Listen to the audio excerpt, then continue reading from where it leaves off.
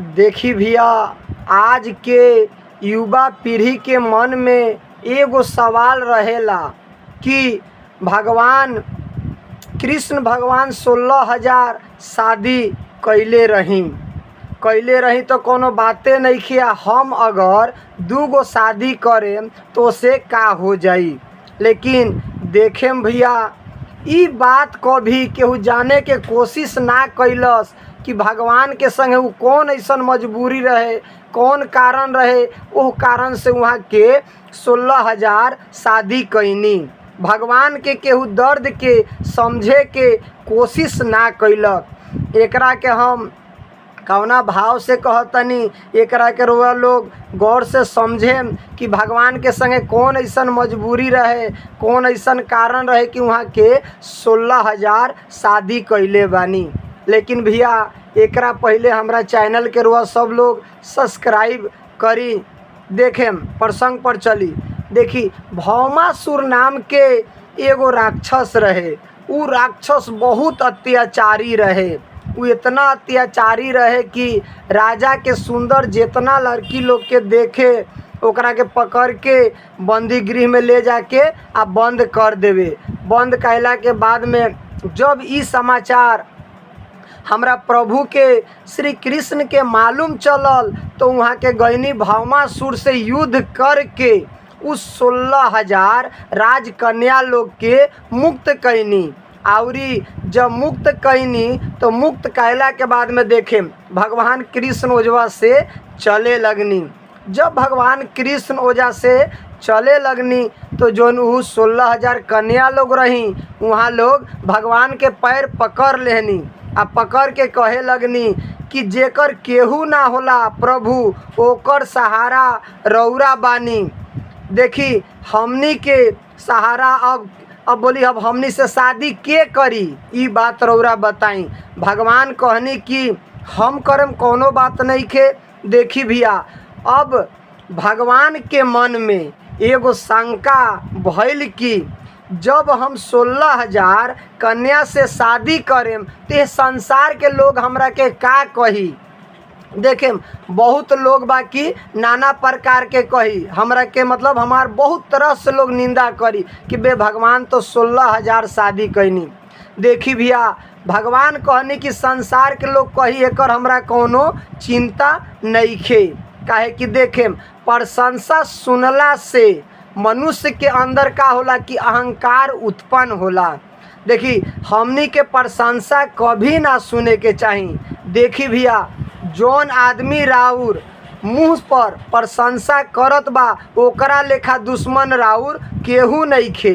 देखेम, ई जौन संसार हनु, रौरा अच्छा करेम तब भी लोग गाली दी, आ गलत करम तब हुओ रौरा गाली सुने के बा।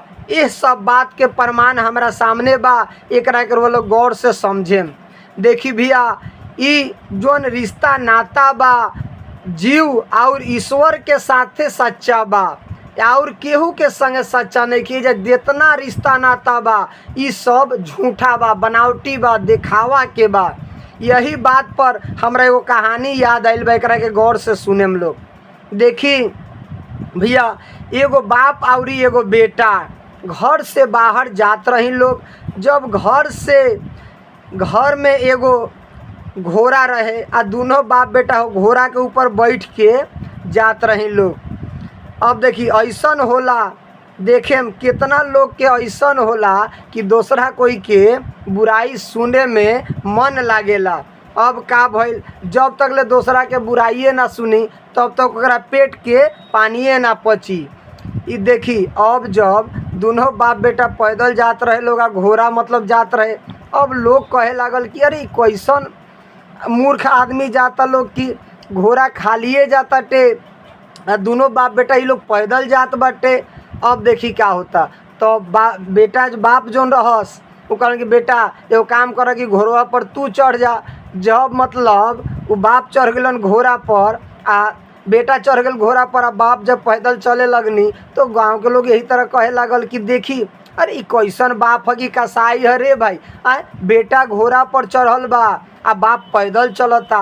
अब का भल कि बाप उतर गईनी आ बेटा चढ़ गईनी। अब कुछ दूर और आगे गईनी लोग, तो एक बाद में गांव के लोग जब देखता तो कहता कि अरे भाई ई बाप ई बेटा है कि कसाई हटे, आए बूढ़ बाप मतलब पैदल चलत हटे, मतलब यही तरह देखी अच्छा करें तब भी रौरा गाड़ी सुने के बा आ गलत करें तभी भी संसार जोन बा और प्रशंसा छोड़ा के मतलब और शिकायत छोड़ा के प्रशंसा करे वाला नहीं खे। देखी हम एगो और बात कहे चाहत बानी कि ई जौन दुनिया बा ई खाली अच्छाई देखेला, ई जोन संसार बा ई माया के बा, एमे केहू मतलब देखी 1,00,000 अच्छाई करी लेकिन गांव जवार समाज वो चीज़ के ना देखी और वैसे वो साधारण सा गलती हो जाई तो ये दुनिया जोन बा ई रौरा के मतलब ठोकर मारी लात मार के बाहर निकाल दी घर से, कही कि भाई ई गलत आदमी बा। अब भगवान जोन बानी सिर्फ अच्छाई देखेनी आ ई संसार के लोग जोन बा उ का देखी कि खाली मतलब बुराइये देखी, अच्छाई मतलब देखे वाला नहीं खे। रो कितना हूँ अच्छा काम कर ली लेकिन एगो गलती रोरा से हो जाई तो ओकरा के केहू बख्शे वाला नहीं खे। देखी अब देखिए हम प्रसंग पर चलत तनी। भगवान विचार कैनी कि 16,000 राजकन्या से अगर हम बियाह करेम तो लोग हमार निंदा करी। अब भगवान सोचनी कि इस संसार के काम बा निंदा करे के, इस संसार का कही ना कही ऐसे हमरा कोनो मतलब नहीं खे। देखे श्री रामचंद्र जी के इच्छा भइल कि अयोध्या के प्रजा हमारा बारे में का बोलता। एक बार के बात हटे कि श्री रामचंद्र जी के मन में इच्छा भइल कि ई मतलब सारा अयोध्या के जितना प्रजा लोग बा उ सब लोग हमारा बारे में का बोलत बा। तब राम जी सुननी कि लोग हमरा सीता के निंदा करता, लेकिन यहाँ देखी कि राम जी जानत रही कि हमार सीता पवित्र बारी। राम जी के पूरा आभास रहे कि हमार सीता जोन बारी पवित्र बारी पतिव्रता बारी, जानते हुए भी राम जी सीता जी के का कहनी के परित्याग कर देहनी। देखी जवन इंसान यह दुनिया के बात सुनेला ओकर परिणाम दुख छोड़ा के सुख ना होला। देखी राउर जौन संबंध बा उ जगत के साथ में सच्चा नइखे भैया, राउर जौन संबंध बा उ भगवाने के साथे सच्चा बा। दुनिया तो 50 आदमी 50 तरह कही लेकिन हमनी के दुनिया से कुछ लेवे के देवे के नहीं खे। हमनी के तो एके गो सिर्फ भगवान के नेह लगा के आ चले के बा। अब देखी भगवान सोचनी कि इस 16,000 राजकन्या से केहू बियाह ना करी और अब यह राजकन्या लोग के जिंदगी कैसे कटी। अब देखी भगवान कहनी कि हम यह राजकन्या लोग से बियाह करें। देखी भगवान श्री कृष्ण महाभोगी बानी, 16,000 राजमहल बनवैनी, 16,000 मंडप बनल, 16,000 भगवान वही जी 16,000 रूप में प्रकट भैनी और ओकरा बाद में भगवान जोन रही वहाँ के 16,000 पंडित जी भैनी 16,000 पंडित जी भैनी। एक देखी यादव लोग के वो घरी पुरोहित रही गर्गाचार्य जी। अब जोन शादी के मंडप रहे सब 16,000 पंडित जी 16,000 हो गईनी। एक बाद में सब कुछ हुए 16,000 भइल। एक बाद में कृष्ण भगवान के जोन शादी रहे उस संपन्न भइल। जब भगवान के शादी संपन्न हो गई तो एक समय के बात हमरा याद आइल बा। नारद जी के मन में शंका भइल कि भाई जेकरा एगो पत्नी बा ओकरा घर में कलह रहताटे, आई तो भगवान 16,000 पत्नी के संगे कौना भाव में रहत होइहन। यह बात पर अब देखी क्या होता। अब भगवान के मन में ये इच्छा मतलब नारद जी के मन में इच्छा भइल। अब नारद जी चल देहनी भगवान भिरी।